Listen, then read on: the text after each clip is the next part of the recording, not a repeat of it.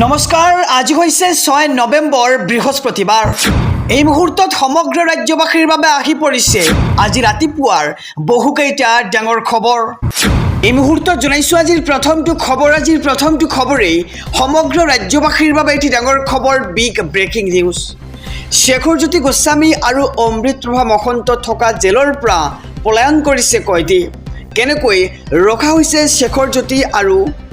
অমৃতপ্ৰভা মহন্তক তাক লৈ এতিয়া প্ৰশ্ন উত্থাপিত হৈছে এই মুহূৰ্তৰ খবৰ জনাইছো এটি ডাঙৰ খবৰ শেখৰজ্যোতি গোস্বামী আৰু অমৃতপ্ৰভা থকা জেলৰ পৰা পলায়ন কৰিছে কয়দী আজি দুপৰীয়া প্ৰায় অৰ্থাৎ যোৱাকালি দুপৰীয়া প্ৰায় 12 বজাত হাফলং উপজেলত এই ঘটনা সংঘটিত হৈছে আৰু বেৰসিং জিদুং নামৰ এগৰাকী কয়দী পলায়ন কৰিছে সেই জেলৰ পৰা শেখৰজ্যোতি গোস্বামী আৰু অমৃতপ্ৰভা মহন্তক কেনেকৈ ৰখা হৈছে তাক লৈ প্ৰশ্ন উত্থাপিত হৈছে আৰু কেনেকৈ হাফলং জেলত সংঘটিত হ'বলৈ পালে এই অঘটন কটকটীয়া নিৰাপত্তাৰ মাজতো জেলৰ পৰা কয়দী পলাই গ'ল কেনেকৈ আৰু শেখৰজ্যোতি গোস্বামী আৰু অমৃতপ্ৰভা মহন্ত থকা জেলৰ পৰা পলায়ন কৰিছে কয়দী আৰু যোৱাকালি দুপৰীয়া প্ৰায় 12 বজাত হাফলং উপজেলত এই অঘটন হৈছে জনাইছো আজিৰ দ্বিতীয় নম্বৰ খবৰটো ৰাজ্যবাসীৰ বাবে আৰু এটি ডাঙৰ খবৰ বিগ ব্ৰেকিং নিউজ জুবিন গাৰ্গৰ অন্তিমখন ছবি ৰৈ ৰৈ বিনালেৰ বৃহৎ ৰেকৰ্ড দেখিবলৈ পোৱা গৈছে কোনো ছবিয়ে ভাঙিব নোৱাৰাকৈ বক্স অফিচত পুনৰ ৰেকৰ্ড ৰৈ ৰৈ বিনালে 5 দিনত ৰৈ ৰৈ বিনালেৰ বক্স অফিচ কালেকশ্যন হৈছে 10 কোটি টকা দেশজুৰি ছবিখনৰ মুঠ ব্যৱসায় 10.76 কোটি টকাৰ আৰু 5 কোটি টকা আছিল ছবিখনৰ নিৰ্মাণৰ বাজেট আৰু 2019ত ৰত্নাকৰ ছবিৰ উপাৰ্জন আছিল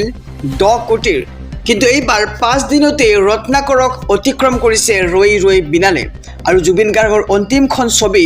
ৰৈ ৰৈ বিনালেৰ বৃহৎ ৰেকৰ্ড আমি দেখিবলৈ পাইছোঁ কোনো ছবিয়ে ভাঙিব নোৱাৰাকৈ বক্স অফিচত পুনৰ ৰেকৰ্ড কৰিছে জুবিন গাৰ্গৰ সপোনৰ সিনেমা অন্তিমখন সিনেমা ৰৈ ৰৈ বিনালে আৰু জুবিন গাৰ্গৰ অন্তিমখন ছবি ৰৈ ৰৈ বিনালেৰ এবাৰ বৃহৎ ৰেকৰ্ড দেখিবলৈ পোৱা গৈছে সমগ্ৰ ৰাজ্যবাসীৰ বাবে এটি ডাঙৰ খবৰ বিগ ব্ৰেকিং নিউজ দিল্লীৰ পিছত এইবাৰ বিহাৰ চৰকাৰ চুৰি কৰিব বিচাৰি আছে মোদী আৰু অমিত শ্বাহে এনেদৰে এতিয়া বিস্ফোৰক মন্তব্য কৰিছে কংগ্ৰেছৰ যুৱৰাজ ৰাহুল গান্ধীয়ে এই মুহূৰ্তৰ খবৰ জনাইছোঁ ৰাজনৈতিক প্ৰেক্ষাপটৰ এটি ডাঙৰ খবৰ মোদী আৰু অমিত শ্বাহৰ হাতত আছে নীতিশ কুমাৰৰ ৰিম'ট কণ্ট্ৰল বিহাৰত নীতিশ কুমাৰৰ চৰকাৰ নাছিল আৰু কেৱল নামতহে আছিল নীতিশ কুমাৰ আৰু কাম কৰি আছে মোদী আৰু অমিত শ্বাহে এনেদৰে এতিয়া বিস্ফোৰক মন্তব্য কৰিছে ৰাহুল গান্ধীয়ে নীতিশ কুমাৰক টিভিৰ চেনেলৰ দৰে ব্যৱহাৰ কৰি আছে মোদী আৰু অমিত শ্বাহে বিহাৰত আৰু কেতিয়াও নীতিশ কুমাৰৰ চৰকাৰ নাহে বিহাৰৰ অৱস্থা বেয়া কৰি পেলালে মোদী আৰু অমিত শ্বাহে বিহাৰত চাকৰি নাই বিহাৰত ভাল চিকিৎসাও নাই বুলি মন্তব্য কৰা হৈছে বিহাৰত জনতাৰ অৱস্থা কাহিল হৈ পৰিছে উন্নয়নৰ সলনি ধ্বংস হৈ গৈ আছে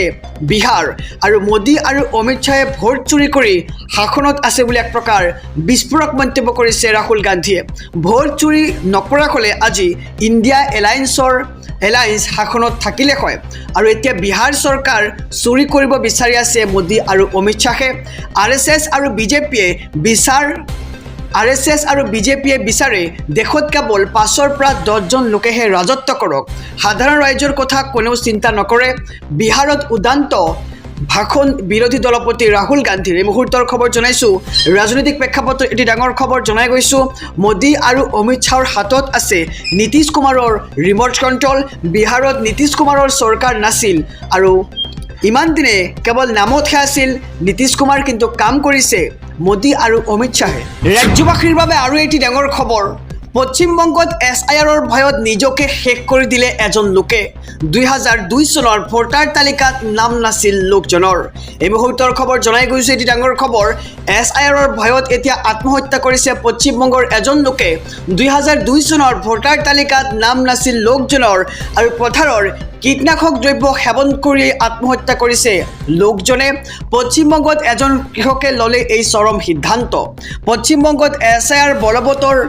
আতংকত এতিয়া একাংশ লোক SIRৰ বিৰোধিতাৰে কলকাতাত আৰম্ভ হৈছে ব্যাপক প্ৰতিবাদ মুখ্যমন্ত্ৰী মমতা বেনাৰ্জীৰ বিশাল ৰেলী দেখিবলৈ পোৱা গৈছে ৰেলীৰ অন্তত চৰকাৰক সমালোচনা মমতা বেনাৰ্জীৰ দিদি এতিয়াও আছে ভয় নকৰিবা এনেদৰে এতিয়া জনসাধাৰণক মমতা বেনাৰ্জীয়ে এক প্ৰকাৰ বুজ দিয়া পৰিলক্ষিত হৈছে কাৰো নাম ভোটাৰ তালিকাৰ পৰা বাদ দিব নোৱাৰিব স্বাধীনতাৰ ইমান বছৰৰ পাছত আমি এতিয়া ভাৰতীয় বুলি প্ৰমাণ দিম নেকি এতিয়া চৰকাৰক প্ৰশ্ন কৰিছে মমতা বেনাৰ্জীয়ে কৈছে যে স্বাধীনতাৰ ইমান বছৰৰ পাছত আমি এতিয়া ভাৰতীয় বুলি প্ৰমাণ দিম নেকি দুমাহৰ ভিতৰত দিল্লীমুখী অভিযান আৰম্ভ কৰাৰ কথাও ঘোষণা কৰিছে পশ্চিমবংগৰ মুখ্যমন্ত্ৰী মমতা বেনাৰ্জীয়ে আৰু SIRৰ ভয়ত এতিয়া পশ্চিমবংগত এজন কৃষকে লৈছে চৰম সিদ্ধান্ত 2002 চনৰ ভোটাৰ তালিকাত নাম নথকাৰ বাবে পথাৰৰ কীটনাশক দ্ৰব্য সেৱন কৰি মৃত্যুক আকোৱালি লৈছে এজন লোকে আহিছোঁ পৰৱৰ্তী খবৰৰ মাজলৈ ৰাজ্যবাসীৰ বাবে আৰু এটি ডাঙৰ খবৰ পুনৰ অসুস্থ জুবিন গাৰ্গৰ পত্নী গৰিমা শইকীয়া গাৰ্গ পুনৰ অসুস্থ হৈ পৰিছে জুবিন গাৰ্গৰ পত্নী গৰিমা শইকীয়া গাৰ্গ চিকিৎসালয়ত ভৰ্তি গৰিমা শইকীয়া গাৰ্গক মহানগৰীৰ ব্যক্তিগত হাস্পতালত ভৰ্তি কৰা হৈছে গৰিমা শইকীয়া গাৰ্গক আৰু শাৰীৰিক দুৰ্বলতা আৰু নিদ্ৰাহীনতাত ভুগিছে গৰিমা শইকীয়া গাৰ্গ আৰু অসুস্থ গৰিমাক চিকিৎসা আৰম্ভ কৰিছে এটা বিশেষ চিকিৎসকৰ দলে আৰু বৰ্তমানে চলি আছে স্বাস্থ্য সম্পৰ্কীয় পৰীক্ষা আৰু সুস্থ হৈ উঠিবলৈ আপুনিও কৰক প্ৰাৰ্থনা আৰু পুনৰ অসুস্থ হৈ পৰিছে জুবিন গাৰ্গৰ মৰমৰ পত্নী গৰিমা শইকীয়া গাৰ্গ চিকিৎসালয়ত ভৰ্তি কৰা হৈছে গৰিমা শইকীয়া গাৰ্গক আহিছোঁ আন এক খবৰৰ মাজলৈ ৰাজ্যবাসীৰ বাবে আৰু এটি ডাঙৰ খবৰ ভোট চুৰিক লৈ ৰাহুল গান্ধীৰ মহা বিস্ফোৰণ এগৰাকী মহিলাই 223 বাৰ ভোট দিয়াৰ অভিযোগ আনিছে ৰাহুল গান্ধীয়ে এই মুহূৰ্তৰ খবৰ জনাইছোঁ হাৰিয়ানাত 25 লাখ ভোট চুৰি হৈছে ভোট চুৰিক লৈ ৰাহুল গান্ধীৰ বিস্ফোৰণ দেখিবলৈ পোৱা গৈছে বিহাৰতো একেই হ'ব বুলি অভিযোগ ৰাহুল গান্ধীৰ আৰু 12খন ৰাজ্যত চলা SIR প্ৰক্ৰিয়াৰ মাজতেই ভোট চুৰিক লৈ মন্তব্য ৰাহুল গান্ধীৰ হাৰিয়ানাৰ নিৰ্বাচনত কেনেকৈ ভোট চুৰি বিশ্লেষণ ৰাহুল গান্ধীৰ এগৰাকী ব্ৰাজিলৰ মডেলৰ ফটো ব্যৱহাৰ কৰা হৈছিল ভোটাৰ তালিকাত আৰু ফটো দেখুৱাই কয় তেওঁৰ নাম 22 ঠাইত বিভিন্ন নামেৰে পঞ্জীয়ন আছে আৰু ৰাহুল গান্ধীয়ে তেওঁৰ ফটোখন দেখুৱাই 22খন ঠাইত তেওঁৰ নাম আছে বুলি উল্লেখ কৰিছে আৰু ৰাহুলৰ প্ৰশ্ন ব্ৰাজিলৰ মডেলগৰাকীৰ নাম কেনেকৈ আহিল